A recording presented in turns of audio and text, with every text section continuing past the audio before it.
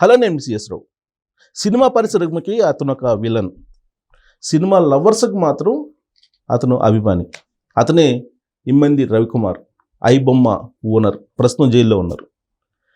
ఈ సందర్భంగా ఆయన్ని సపోర్ట్ చేసేవాళ్ళు ఉన్నారు, ఆయన వ్యతిరేకంగా చేసేవాళ్ళు కూడా ఉన్నారు. ఇలాంటి పరిస్థితి ఎందుకు వచ్చింది అనే దాని మీద విశ్లేషణ తీసుకునే ప్రయత్నం చేద్దాం. ప్రస్తుతం మన దగ్గర సువేర గారు అలియాస్ సుంకర వెంకటేశ్వరరావు గారు, అందరికీ పరిచయం ఉన్నటువంటి కొండయ్య గారు ఉన్నారు. ఇంటరాక్ట్ అవుదాం. సార్ నమస్తే. నమస్కారం సార్, ఐబొమ్మ ఇప్పుడు పెద్ద ఇష్యూ, అది పోలీస్ వర్సెస్ ఐబొమ్మ అన్నట్టుగా ఉంది. ఈ ఇష్యూలో నన్ను సజ్జనార్ గారు ప్రెస్ మీట్ పెట్టారు కదా, అందుకనే అన్నారేమో శ్రీకళ్యాణే కదా అనుకుంటా.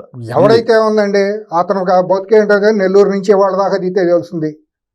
ఆ భవన్ కిరణ్ అని అనంతపురంలో మధ్యల చెరువు సూరి హత్య దాంట్లో జైలు ఇచ్చిన అతను బెనామీ అని ప్రజలందరూ అంటారు. అతనికి నీకు సంబంధం ఏంటి?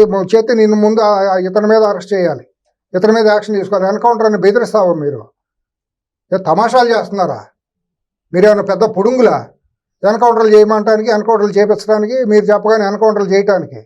ఇది ప్రజాస్వామ్యం చట్టాలు ఉన్న దేశం అనుకుంటున్నారా? నాగరికత దేశం అనుకుంటున్నారా? ఏదైనా బార్బేరిక్ అనాగరికమైన ఆటవిక రాజ్యం అనుకుంటున్నారా? తమాషాలు చేస్తున్నారు వాళ్ళు స్పైన్లెస్ ఫెలోస్ అందరూ. అంటే సినిమా ఇండస్ట్రీకి సంబంధించి కొన్ని వందల కోట్ల రూపాయలు ఇప్పుడు రవి దగ్గర ఉన్నాయి, ఐబొమ్మ దగ్గర ఉన్నాయి. అవి మొత్తం రికవరీ సొమ్మా ఎందుకుంటుందండి? ఏం దోసుకున్నాడు ఏమన్నా? ఆ కుర్రాడు ఆడి చేతిలో టెక్నాలజీ ఉంది, మీ ఇంటి దొంగలు ఆడి ఇచ్చి ఉంటారు. మీరు బెట్టింగ్ యాప్లు చేసిన వాళ్ళ మీద మీరు ఎందుకు మాలో నుంచి ఎందుకు సస్పెండ్ చేయరు? డ్రగ్ కేసులు ఉన్న వాళ్ళు మాలో నుంచి ఎందుకు సస్పెండ్ చేయరు? మీరు చేసేది సంఘ విద్రోహమైన పనులు. మీరన్నీ బెనామీ ఆస్తులు, మీరు బెనామీలు రాజకీయ నాయకులకి. నీకు తెలీదా ఎవరైతే ఎన్కౌంటర్ చేయమన్నాడు అతనికైనా భవన్ కిరణ్ కొన్ని సంబంధాలు అందరూ ఆ రోజు పిలవలేదా నిన్ను పోలీసులు? మీ పిల్లి కళ్ళు మూసుకుని పాలు తాగినట్టు మీ అంతటి మీరు ఆత్మవంచంతో జనాల మీద పడిపోయి, ఏదో మీడియా ఉంది కదా, టీవీలో చూపిస్తున్నారు కదా, పోలీస్ కమిషనర్ కూర్చోబెట్టుకున్నాడు కదా అండి. ఆ పోలీస్ కమిషనర్కి పబ్లిసిటీ పిచ్చి. హైదరాబాద్లో ఇంకా రుగ్మతలు లేవా? ట్రాఫిక్ సమస్య నీది కాదా? హైదరాబాద్లో కల్తీ వ్యాపారాలు జరుగుతున్నాయి. పసుపు, కారం, నూనె, మైదా పిండి, గోధుమ పిండి, నూనెలు, పంది కొవ్వులు, కుక్క కొవ్వులు, కళేబరాల నుంచి తీసే నూనెలు నిరంతరంగా అక్కడ జరుగుతూ ఉంటాయి. సంఘ విద్రోహ శక్తులు ఉన్నారు ఇక్కడ హైదరాబాద్లో. ఇవన్నీ కట్టడి చేయాల్సిన బాధ్యత. ఐబొమ్మ రవి ఒకటైనా హీరోలు కూర్చోబెట్టుకుని నువ్వు పబ్లిసిటీ చేసుకుంటావేనా? మీకు వేరే ఏమీ లేదా? అలా కూర్చోబెట్టుకోవచ్చు అసలు? ఎక్కడ ఏ చట్టం చెప్పింది? అట్టయితే మరి అందరూ కంప్లైంట్ ఇచ్చిన వాళ్ళందరూ కూర్చోబెడతారా? అసలు ఇంకోటి చట్ట ప్రకారం నిందితుడిని కూడా మీరు ముసుకేసి కూడా చూపించకూడదు. ఈ చట్టం చెబుతుంది. మీరు బరిదెగించి చట్ట వ్యతిరేకంగా పనిచేస్తున్నారు. ముసుగైతే మాత్రం ఏంటి, ముసుగు తీస్తే మాత్రం ఏంటి? మీడియా ముందు డిస్ప్లే చేసే హక్కు మీకు ఎవరిచ్చారు అసలు? కోర్టు తేల్చే వరకు నిందితుడు కోర్టు ఫైనల్ తీర్పు వచ్చిన తర్వాత మాత్రమే దోషి అవుతాడు. సుప్రీంకోర్టు దాకా వెళ్ళిన తర్వాత. మీకు ఆ మాత్రం ఇంకిత జ్ఞానం లేదా? ఐపీఎస్ చేసిన వాళ్ళకి చట్టాన్ని ఎట్ట గౌరవించాలో తెలియదా? రాజ్యాంగాన్ని ఎట్ట గౌరవించాలో తెలియదా? మీరు ఇట్లా మీ పబ్లిసిటీ స్టంట్లతో ప్రజలను ఏమారుస్తారా? అసాంఘికమైన సంఘ విద్రోహాలను పక్కన కూర్చోబెట్టుకుని, ఎవరి మూలనైతే జనాలు దోపిడీకి గురవుతున్నారు వాళ్ళ పక్కన పెట్టుకుని వాళ్ళ ముందు అతన్ని నుంచోబెట్టారు కదా తీసుకొచ్చి. అది దుర్మార్గం అండి, చాలా తప్పండి. అది దీని మీద అసలు మానవ హక్కుల కమిషన్ కేసు వేయాలండి. అవును, నేను చూడలేదు నిజంగా. సంఘాలు, మానవ హక్కుల సంఘాలు రెస్పాండ్ కావాలి, ప్రజా సంఘాలు. నిజంగా నేను చూడలేదు. నిజంగా కనుక ఆ కుర్రాన్ని తీసుకొచ్చి కనుక అక్కడ కూర్చోబెట్టి ఉంటే మాత్రం, అక్కడ పెట్టారు కదా ప్రెస్ మీట్ పెట్టారు, పక్కన కూర్చోబెట్టుకుని. నిజంగా జరిగితే మాత్రం నేషనల్ హ్యూమన్ రైట్స్ కౌన్సిల్లో సిపి మీద కూడా కేసు వేయాల్సిందే. పోలీసులు ఎవరెవరైతే కూర్చున్నారో వాళ్ళందరి మీద కేసులు వేయాల్సిందే. హైకోర్టులో పిల్లు వేయాల్సిందే. నేను చూడాల ఉంటే మాత్రం తప్పకుండా జరిగి తీరాల్సిందే. పక్కన వీళ్ళు కూర్చున్నారు కదా. నేను నిజంగా చెబుతున్నానండి, ఒకవేళ కనుక అది నేను రేపే, ఇప్పుడు మీరు చెప్పారు కాబట్టి నేను రేపే చూస్తా విజువల్. ఉంటే మాత్రం నేను ఇనిషియేట్ చేస్తా తప్పకుండా, మొహమాటమే లేదు. ఇటువంటి సంఘ విద్రోహాల పక్కన అతను ఎట్ట కూర్చోబెడతారు? వాళ్ళతో పోలిస్తే ఇతను చాలా బెటరు. వాడు సిగ్గుతో చచ్చిపోవాలి వాళ్ళ పక్కన ఎదురుగా కూర్చోబెట్టుకున్నందుకు. ఆ కుర్రాడు అమరావతి విషయాల్లో వీళ్ళు చేసిన దుర్మార్గం ఎంత అండి? అమరావతి మహిళల మీద పోలీసులు మేకులతో పెట్టిన లాఠీలు పెట్టి కొట్టారండి, జాకెట్లు చించారండి. అప్పుడు అసలు ఎవరు మాట్లాడాడండి? హీరోలు కాదండి వీళ్ళు. ఒక తల్లి గర్భాన్ని పుట్టిన వాళ్ళగా, వీళ్ళు కడుపుకు అన్నం తినేవాళ్ళేగా. సంస్కారం లేదో వీళ్ళకి? వీళ్ళకేమో ఆంధ్రులు డబ్బు కావాలా? అక్కడ సినిమాలు చూపించుకోవడానికి, జనాలు దోసుకుంటానికి. అక్కడ సామాజిక సమస్య అయినటువంటిది అమరావతి సమస్య. రైతులు రోడ్డు మీద పడి అలో లక్ష అని పోలీసులతో కొట్టించుకుని, జాకెట్లు చింపించుకుని బూట్ కాళ్ళతో తన్నించుకుంటే మీరు కనీసం ఒక సంఘీభావం లేదు, వాళ్ళకి మా మద్దతుగా ఒక సినిమా తీసింది లేదు, అమరావతి మా రాజధాని అని చెప్పింది లేదు. ముండడుపులు ఆడతారు ఇక్కడ కూర్చుని ముండమోపుల్లారా. కానీ వాళ్ళే పేరెడ్గా నడిపించారు కదా, వీళ్ళు చెప్తే ఆయనే వింటాడు అప్పట్లో. ఎందుకు వినకపోయినా సంఘీభావం అనేది ఉండాలి కదా. తర్వాత వచ్చిన తర్వాత విజయవాడ మునిగిపోయింది కదా, రాష్ట్ర అతలాకుతలం అయ్యే పరిస్థితి వచ్చింది కదా, ఎక్కడెక్కడ వాళ్ళు వచ్చి పారిశ్రామికవేత్తలందరూ వెళ్ళి అక్కడ ఇచ్చారు కదా. మీరు వెళ్ళి కనీసం సంఘీభావం ప్రకటించారా, మేము కూడా ఇదిగో 10 కోట్లు ఇస్తామని చెప్పారు ఎవరన్నా? అదే రేపొద్దున చంద్రబాబు నాయుడు అక్కడ ఏదైనా ఫిలిం సిటీ కడుతున్నాడు, లేదా విశాఖపట్నంలో భూములు ఇస్తున్నాడు, పొలోమని అడుక్కోవడానికి వెళ్తారు కదా. వీళ్ళకి మనం గౌరవం ఇవ్వాలండి, జాలి పడాలి, అయ్యో పాపమని. ఇంతసేపు మాట్లాడుకున్నందుకు బాధపడాలి. 2014 నుంచి ఇంతవరకు అటువైపు ఎవరు వెళ్ళరండి, వీళ్ళు సంఘ విద్రోహులండి. నాకు వాళ్ళ మీద ఒక రకమైన జుగుప్స, అసహ్యంతో కూడినటువంటి జాలండి. అయ్యో పాప మీద బతుకుతారు, వాళ్ళ గురించి ఇంతసేపు మాట్లాడుకుని టైం వేస్ట్, కంట శోష. అయ్యో పాప కొన్ని కోట్ల మంది పాన్ ఇండియా హీరోలు అయిపోయారు, పాన్ వరల్డ్ హీరోలు అయిపోయారు. ఇప్పుడు వాళ్ళని ఏముంది, దౌర్భాగ్యం, దేశం దౌర్భాగ్యం అట్టా ఉంది. నాకు వీళ్ళకంటే కూడా రెడ్ లైట్ ఏరియాలో ఉండేటువంటి వేశ్యలంటే నాకు చాలా గౌరవం. వాళ్ళు నిజాయితీ, జానుడి పొట్ట కోసం, పిల్లల్ని పోషించుకోవడం కోసం వాళ్ళ దేహాన్ని నడిబజార్లో, ఆయన అలిశెట్టి ప్రభాకర్ అని రాస్తాడు ఒక కవి, విప్లవ కవి. తాను కురుపై ఒకరికి పొరుపై, తాను పుండై ఒకరికి పొండై, తాను శవమై మరొక వశమై అన్నట్టు. వాళ్ళు నిజాయితీ అండి. వాళ్ళు బొల్లు కొవ్వెక్కి వాళ్ళు ఏం ప్రాస్టిట్యూషన్ చేయట్లేదు, కడుపు నింపుకుంటానికి, ఆ ఖాళీ కడుపుని 4 మెతుకుల కోసం ప్రాస్టిట్యూషన్ చేసి సాయంత్రానికి డబ్బులతో బతుకుతున్నారండి. వీళ్ళలాగా సమాజాన్ని మోసం చేయట్లా, వంచట్లేదండి. వాళ్ళు ధైర్యంగా నడి బజార్లు నిలబడి వాళ్ళ దేహాన్ని వాళ్ళు అమ్ముకుంటున్నారండి. దాంట్లో మోసం లేదు, ఏమీ లేదండి. వీళ్ళు ఎంత జీవితాలు, మోసపూరితమైన జీవితాలండి ఇవన్నీ కూడాను. దగులుబాజీ జీవితాలండి. సమాజాన్ని వంచేస్తున్నారండి. ఒకళ్ళకొకళ్ళు స్వలింగ సంపర్కులాగా మీడియా, రాజకీయం, సినిమా 3 ఏకమైపోయి యువతను నాశనం చేస్తున్నారండి. ఎంతో బంగారు భవిష్యత్తులో యువత అండి. ఈ దౌర్భాగ్యుల పాలిట పడిన వాళ్ళు అమెరికాయలు కూడా అక్కడ ర్యాలీలు చేయడం, క్షీరాభిషేకాలు చేయడం, కొబ్బరికాయలు కొట్టడం, వాళ్ళు ఇంకా ఇదే మెసేజ్ లేదండి యువతకి. మన పిల్లలకు మనం ఇచ్చేది ఏంటంటే పొట్టేళ్ళను కొట్టి ఆ రక్తంతో కటౌట్లకి తర్పణ చేస్తారండి. ఇదే మన సినిమాల ద్వారా ప్రమోట్ చేసేది. ఇప్పుడు ఎవడన్నా ఈ సినిమాలు తీస్తున్నా చాలా సినిమాల్లో డైరెక్టర్ కానివ్వండి, హీరో కానివ్వండి, దాంట్లో నటించే నటులు కానివ్వండి, వెళ్ళి కన్న తల్లిని పక్కన పెట్టుకుని సినిమా చూడమనండి. కళ్ళలో కళ్ళు పెట్టి చూస్తా, కన్న తల్లిని పక్కన కూర్చొని తల్లి ముఖంలో ముఖం పెట్టి చూసుకుంటా, పక్కన చెల్లి, అక్క, వదిన, బంధువులు ఉంటారుగా, ఆడపిల్లలు ఉంటారుగా, వాళ్ళని పక్కన పెట్టుకుని వాళ్ళ మధ్య కూర్చొని ఫస్ట్ ప్రివ్యూ వేసుకుని చూసుకోమనండి ధైర్యంగా.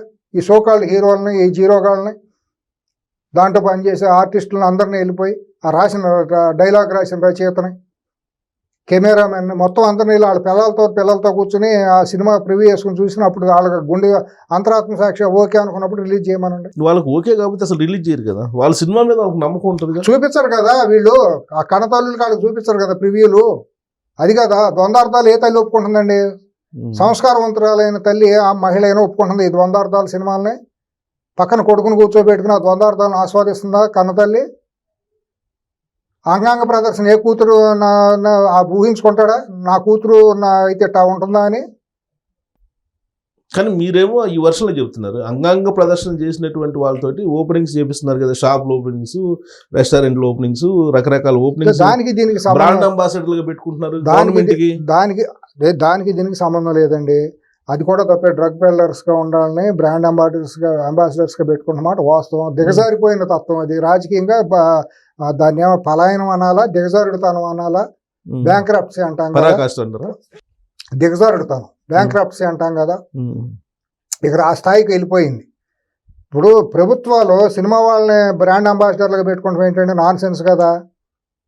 బ్రాండ్ అంబాసిడర్లకు ఎవరిని పెట్టుకోవాలి? ప్రభుత్వానికి అవనొచ్చింది తీసుకొచ్చిన పద్మవిభూషణ్ అంటే ఇవాళ ఇటువంటి పద్మవిభూషణలు కాదు, ఇప్పుడు పద్మభూషణ్, పద్మశ్రీలు అన్ని అందరూ చూస్తున్నారు. ఇక మనం చూసాం, ఇక అవన్నీ పాపం కూడా మాట్లాడినా కూడా నోరు కడుక్కోవాలి. రాష్ట్రానికి ఒక గొప్పతనం రావాలంటే ఒక శాస్త్ర సాంకేతిక రంగాల్లో ఎంతో నిష్ణ అబ్దుల్ కలాం గారు, ఇటువంటి వాళ్ళని మనం బ్రాండ్ అంబాసిడర్గా పెట్టుకుంటే, లేదా ఒక బోర్డర్లో పనిచేసి యుద్ధం చేసినటువంటి కార్గిల్ వీరులు లాంటి వాళ్ళని మన బ్రాండ్ అంబాసిడర్గా పెట్టండి. లేకపోతే ఒక షటిలో ఇటువంటి ఇంటర్నేషనల్ గోల్డ్ మెడల్ చేసిన బ్రాండ్ అంబాసిడర్గా పెట్టండి. అది కానీ వీళ్ళని బ్రాండ్ అంబాసిడర్లుగా పెట్టుకుని మీరు అంతా కరెక్టే. అంగాంగ ప్రదర్శన చేసిన వాళ్ళు బ్రాండ్ అంబాసిడర్ అంటే జాతికి సిగ్గుచేటు కదా, తెలుగు జాతికి. అద్భుతంగా చదువుకుని అమెరికా వెళ్ళి మంచి పొజిషన్ లో ఉన్న వాళ్ళు కూడా తానా ఆట నాట్స్ అన్ని అన్ని కుల పెట్టేసి సంఘాలండి. అక్కడ పెట్టేసి వీళ్ళని తీసుకెళ్లి అక్కడ నాటకాలు, బ్రహ్మాండంగా చేపిస్తారు. డాన్స్ చేయటం, అసాంఘికమైన పనులన్నీ చేయటం అక్కడ అవి కూడా ఉన్నాయి కదా. మరి వాళ్ళే చదువుకున్న వాళ్ళు చేస్తున్నప్పుడు ఇక్కడ చదువుకుంటూనే పబ్లిక్ ఉందండి. సినిమాలు చూడటం సుబ్బారావు గారు నేను కూడా చెప్పనా, ఇప్పుడు అమెరికా వెళ్ళిన చెత్త అంతా కనుక హైదరాబాద్ అమీర్పేటలో ఉంటే కలరా వచ్చేది ఈ పాటికి, విజయవాడలోని ఇక్కడ ఉంటే.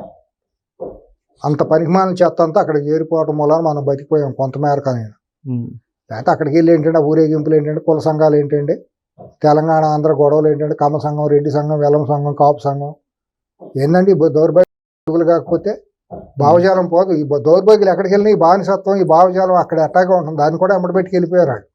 అక్కడికి వెళ్ళి విశ్వమానవులుగా తయారవ్వాలి. విశ్వానికి ఆ నాలెడ్జ్ని మనం అవకాశం బట్టి తీసుకొచ్చి మన ఇండియాలో ఉపయోగించుకోవాలి. లేదా అక్కడ ఉండైనా సమాజానికి ఇంకా ఉన్నతంగా ఉండేటట్టు ఉండాలి. కన్న తల్లిదండ్రులు గౌరవ మర్యాదలు పెంచేటట్టు ఉండాలి.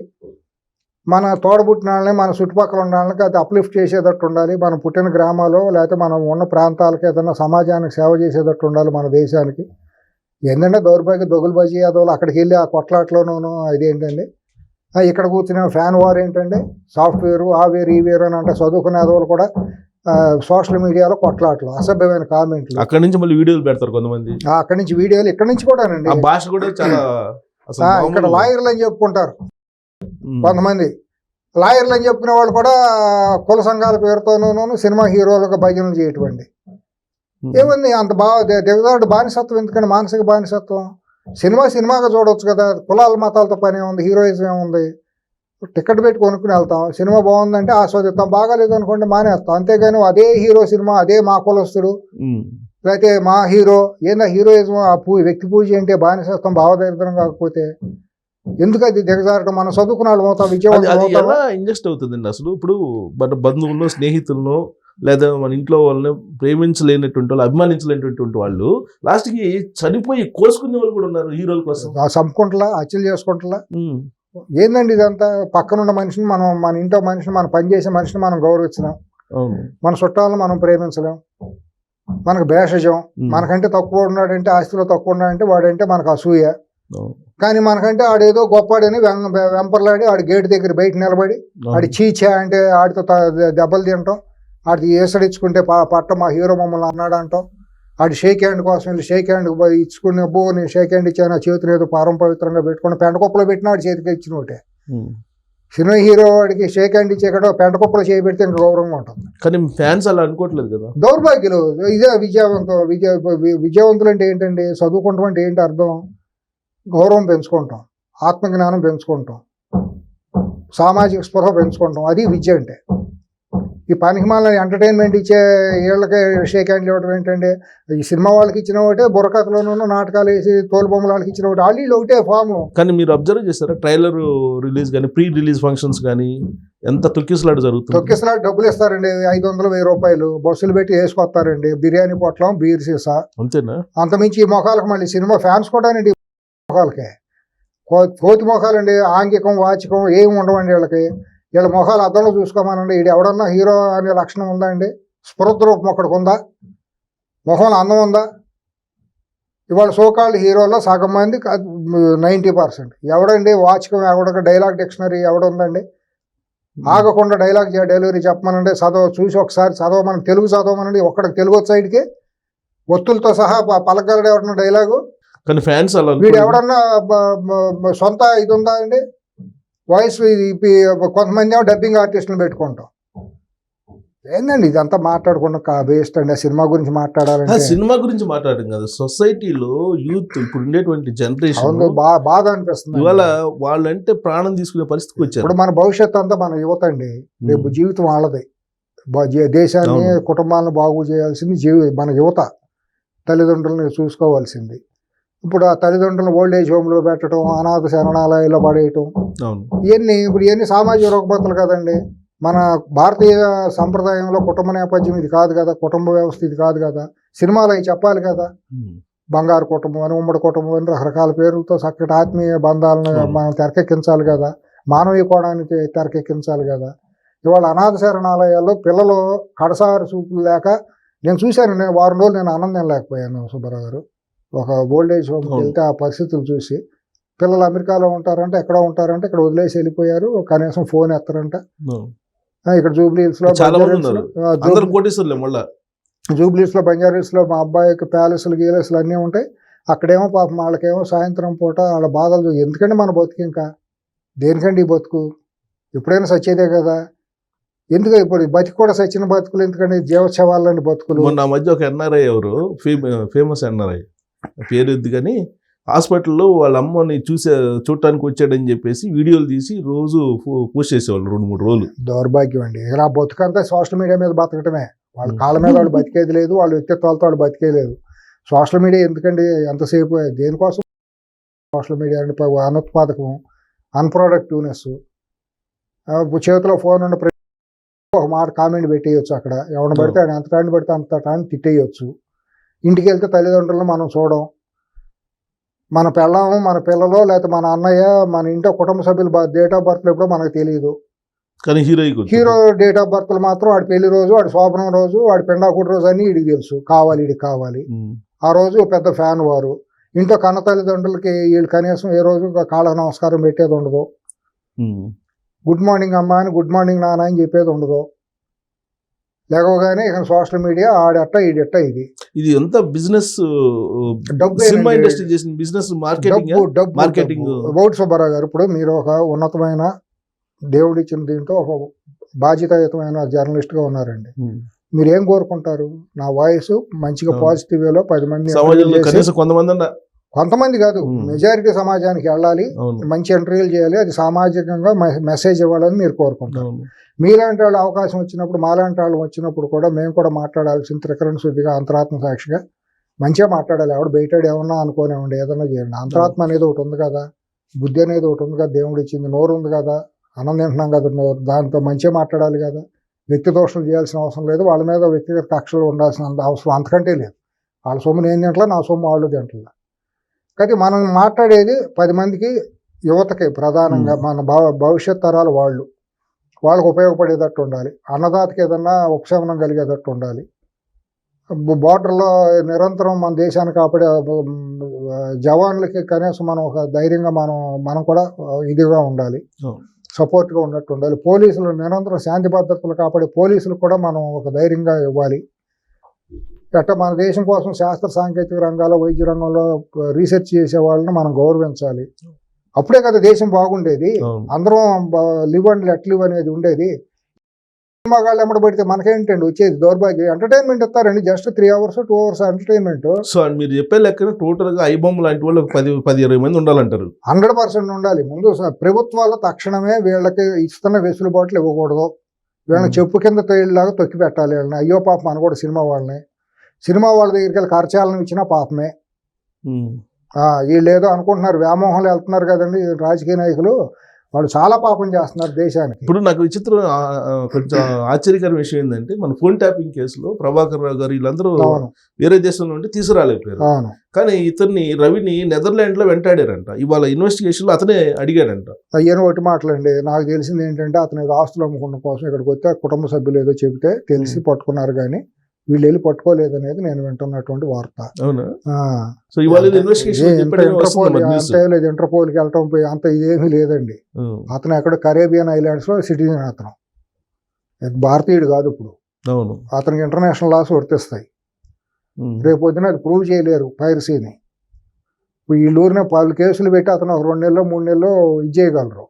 ఇదే చేస్తే రేపు పబ్లిక్లో రివోల్ట్ వస్తుంది, అతనికి సానుభూతి పెరుగుతుంది.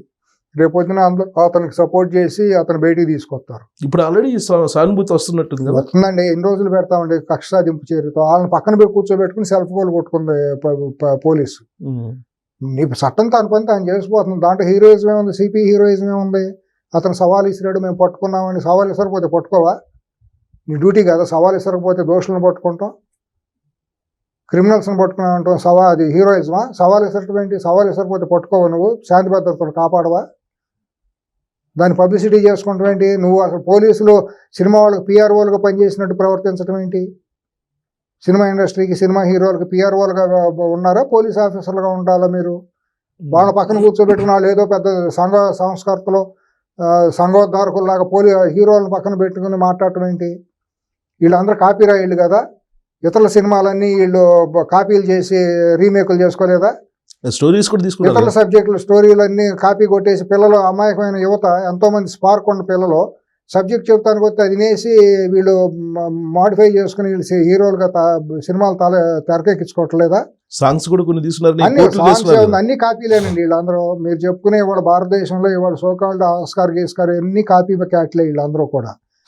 ఎప్పుడో పోయింది క్రియేటివ్ మైండ్స్, ఎప్పుడో పోయినాయి. మద్రాసు నుంచి ఇక్కడికి వచ్చిన తర్వాత నాకు తెలిసి వాళ్ళు లేదని కదా ఉన్నారు, వాళ్ళకి అవకాశాలు రాక మృగ్యమైపోయి పక్కన పడి ఉంటున్నారు. ఒకప్పుడు చాలా మంచి క్రియేటివ్ చక్కటి మంచి సినిమాలు వచ్చాయి, ఇక్కడికి వచ్చినా కూడా చాలా వచ్చినాయి. సో ఇవన్నీ పైరసీ వీళ్ళు చేస్తున్నారంటారు. అసలు రవి చేస్తున్న తక్కువ అంటారు, ఐ బొమ్మ చేస్తారు. రవికి ఎవరు ఇస్తారండి? రవిగా అక్కడ ఉన్నాడు, పెట్టుకున్నాడు. ఈ మీ దగ్గరే ఉన్నారు. వాడికి వయసు ఎంత అండి? అతను ఉన్న స్ట్రక్చర్ ఎంత, ఆర్గనైజేషన్ ఎంత?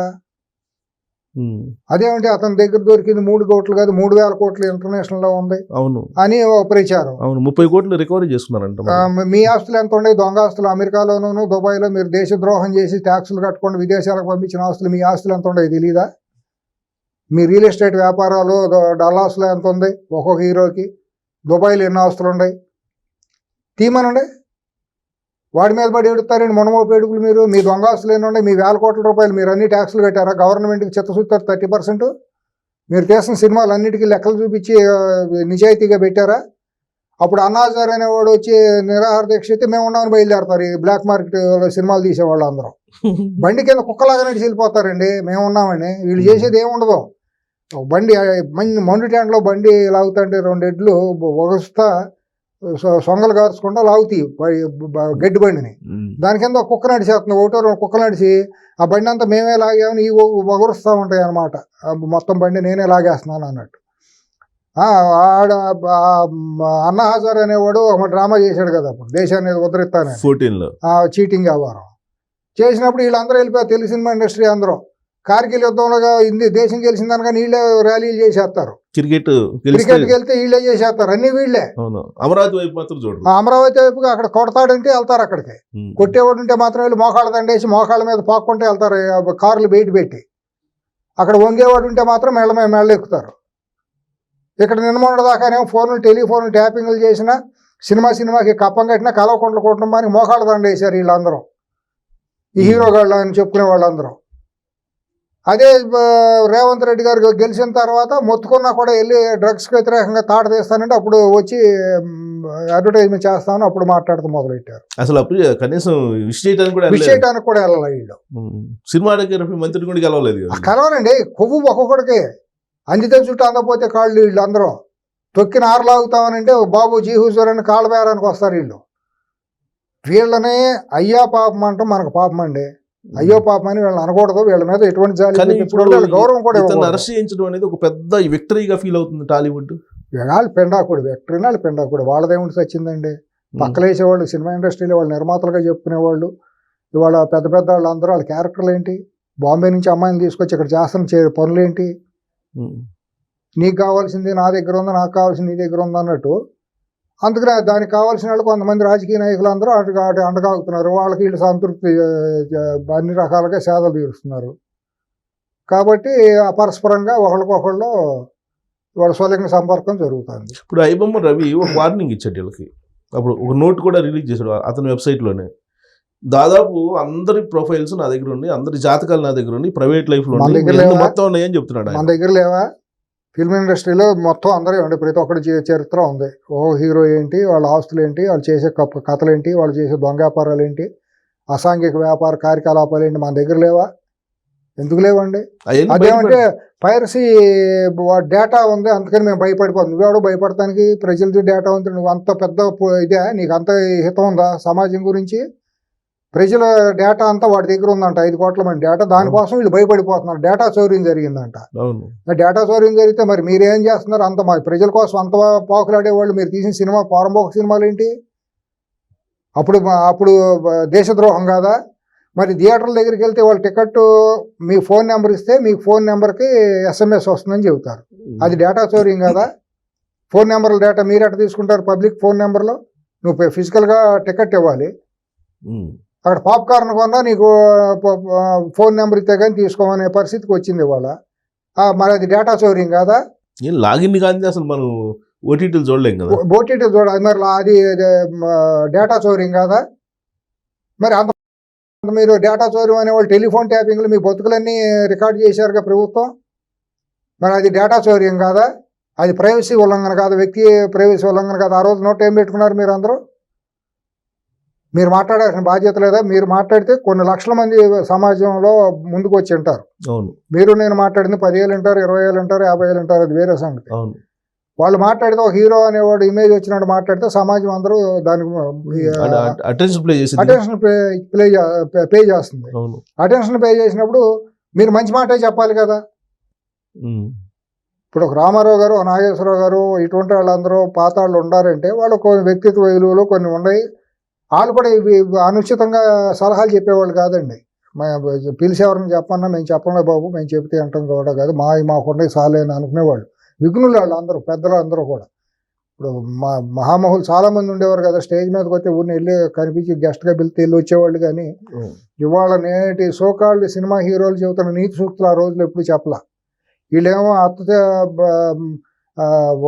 తెడ్డునాకుతా కోడలకు శుద్ధులు చెప్పింది అంటారే, అట్లా ఇవాళ వీళ్ళు చేసేనేమో అసాంఘికమైన పనులు, అసాంఘికమైన అడ్వర్టైజ్మెంట్లు, పేరుకేమో జాతీయ స్థాయి అవార్డులు తెచ్చుకుంటారు. ఇక్కడ చేసేనేమో రియల్ ఎస్టేట్ అడ్వర్టైజ్మెంట్లు, పాల ప్యాకెట్లకి, కూల్ డ్రింక్స్కి అడ్వర్టైజ్మెంట్లు, వాళ్ళు ఇచ్చే చిల్లర తీసుకుని బతికే బతుకులు. సుప్రీంకోర్టు చెప్పింది కదా, కంటెంట్కి ఏదైనా సరే మీరు ప్రమోషన్ చేస్తే మీరే బాధ్యులు అని చెప్పారు. అవును, మరి రేపు వెయ్యాలి వీళ్ళందరి మీద. ఇటువంటి ఎన్ని రియల్ ఎస్టేట్ కంపెనీల మీద వీటన్నిటి మీద నిన్ను చూసి మేము ప్లాట్లు కొన్నాము కాబట్టి మోసం చేశాడు నువ్వే దానికి బాధ్యత అని అందరూ ఇటువంటి వాళ్ళ మీద వేయాలి. బెట్టింగ్ యాప్స్ కూడా వీళ్ళే చేశారు కదా. చేశారు కదండి, నిస్సిగ్గుగా చేశారు కదండి. డబ్బు కోసం ఏమైనా చేస్తారండి వీళ్ళు. నేను అంతకనన్నా డబ్బు కోసం వీళ్ళు ఏమైనా దిగజారుతారు, కానీ ఒక వేసే డబ్బు కోసం చేయదు. జానుడి కడుపు యొక్క నిండితే ఆ రోజు ఇంకా మానేస్తుంది. ఇప్పుడు ఐబొమ్మ రవి మీద పెట్టిన సెక్షన్స్ వీళ్ళ మీద కూడా పెట్టాలి, ఇంతకంటే తీవ్రంగా పెట్టాలి. వీళ్ళ మీద దేశద్రోహం కేసు పెట్టాలి. సినిమాలో కనుక వైలెన్స్ అసాంఘికం అసభ్య పదజాలం పెట్టినప్పుడు ఆ సర్టిఫికేట్ ఇస్తుంది సెన్సార్ ఆఫీసర్ల మీద కూడా, ఆ టీం మీద కూడా పెట్టాలి. వాళ్ళు బాధ్యలేదు ఇటువంటి సినిమాలను చేయటం. నిర్మాతతో పాటు ఆ డైలాగులు రాసిన రచయిత, ఆ మాట్లాడిన ఆర్టిస్టులు, అది డిస్ప్లే చేసే సినిమాల అందరినీ పెట్టాలి వీళ్ళ మీద దేశద్రోహం కేసు. బెట్టింగ్ యాప్లు కూడా చేశారు కదా వీళ్ళు. బెట్టింగ్ యాప్లు చేశారు. ఇక్కడ హైదరాబాద్లో పబ్బులు నడుపుతున్నారు దాంట్లో బెనామీ పేర్లతో. మరి వాళ్ళందరి మీద మరి చర్య తీసుకోవాల్సింది. వీళ్ళ మీద సంఘ విద్రోహమైన చర్యలకు ఏవైతే సెక్షన్ ఉన్నాయో ఆ సెక్షన్ అన్నిటి మీద వీళ్ళ మీద పెట్టి ఇనిషియేట్ చేయాలి. వాడు ఒక్కడి మీద చేసేది ఏముంది? అదేంటి వడతూపులు ఎవరైనా సరే ఇట్లా మాట్లాడితే మేము సహించేది లేదని చెబుతారు వాళ్ళు పోలీసులు. ఏం సహించేది లేక ఏం చేస్తారు? ఉరి శిక్ష చేస్తారా? ఎంతమంది మీద ప్రజలు ప్రశ్నించిన వాళ్ళందరి మీద మీరు తిరుగుబాటు చేసి లోపల వేసేస్తారా? చట్టాలు లేవా? రాజ్యాంగం లేదా? మీరు ఏం చేస్తే అది ప్రజలు భయపడిపోతారా? ఊరిని శంషాబాద్ దగ్గర ఎన్కౌంటర్ ఒకటి చూపించేసేస్తే జనమో ఈయన సిపి గారు అందరిని చంపేస్తాడు, ఈయన ఎన్కౌంటర్ స్పెషలిస్ట్ అని సినిమా వాళ్ళు పొగడవచ్చు. ప్రజలు ఎందుకు పొగుడతారు? ప్రజలు ఎందుకు భయపడతారు?